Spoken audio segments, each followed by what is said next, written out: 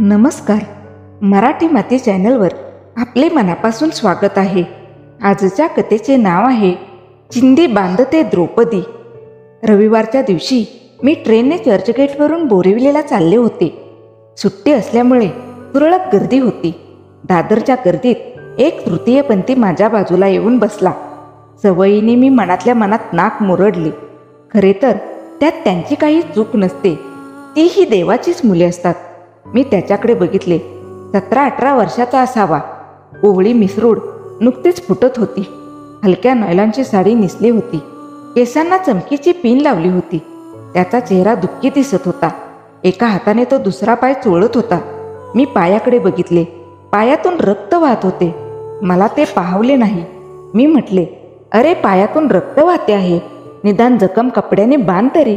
त्याच्याजवळ कपडा नव्हता. मी माझी पर्स उघडून त्यातला पांढरा शुभ्र रुमाल बाहेर काढला. खाली वाकून त्याची जखम बांधून दिली आणि माझ्या कानावर सुरेल स्वर पडले. चिंदी बांधते द्रौपदी हरीच्या पायाला. हे माझ्या लहानपणी ऐकलेले गाणे तो तन्मयतेने गात होता. मी चकित होऊन त्याच्याकडे बघितले आणि म्हणाले, तुला हे गाणे कसे काय येते? त्यावर तो हसून म्हणाला, माझी आई हे गाणे म्हणायची.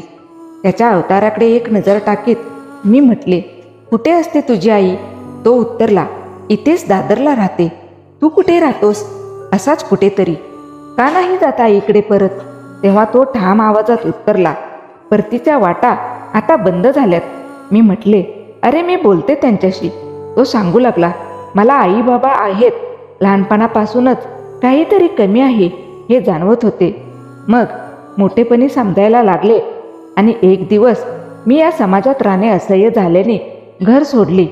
बाहेरून बोलवणाऱ्या हाका मला थांबवू शकल्या नाहीत. आता कधी आई वडिलांची आठवण येत नाही का? हो येते ना. मी खूपदा घराकडे चक्कर मारतो. आई गॅलरीत उभी असते, ते मला दिसते. एकदा तर भाजी मंडईत मी तिला तिचा स्पर्श व्हावा म्हणून तिला खेटून गेलो होतो. तिने मला ओळखले नाही, कारण माझ्यात खूप बदल झालाय. तिने मला तृतीयपंथी मवाली म्हणत शिव्या घातल्या. मी तिचा स्पर्श अनुभवून आणि आवाज ऐकून इतका खुश झालो होतो की त्या रात्री मला कित्येक दिवसांनी गाढ झोप लागली होती. आता परत जा, मी तुला घेऊन जाते. असे वाळवटासारखे आयुष्य नको जगूस रे, मी त्याला म्हणाले.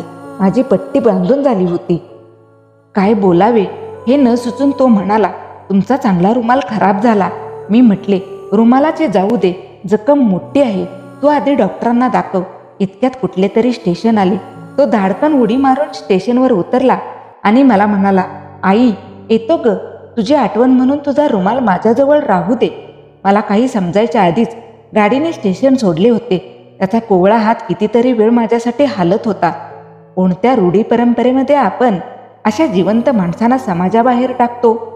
अर्धनारी नटेश्वरालाही देव मानणाऱ्या आपल्या संस्कृतीला हे कसे मानवते? आजही मी ट्रेनमधून प्रवास करताना माझी नजर भिरभिरत असते. माझे क्षणिक ऋणानुबंध असलेल्या माझ्या मुलासाठी. तो मला पुन्हा भेटेल असे वाटते. मी त्याच्या बळबळत्या जखमेवर एक चिंदी बांधली होती, पण या असंख्य तृतीय पंथांच्या बळबळत्या जखमेवर कोणता समाजपुरुष चिंदी बांधणार आहे? या कथेच्या लेखिका आहेत श्रद्धा बेलसरे खारकर. खरंच खूप सुंदर कथा आहे. ही कथा तुम्हालाही आवडली असल्यास नक्की लाईक करा, शेअर करा आणि तुम्ही जर चॅनलवर नवीन असाल तर चॅनलला सबस्क्राईब करायला विसरू नका. धन्यवाद.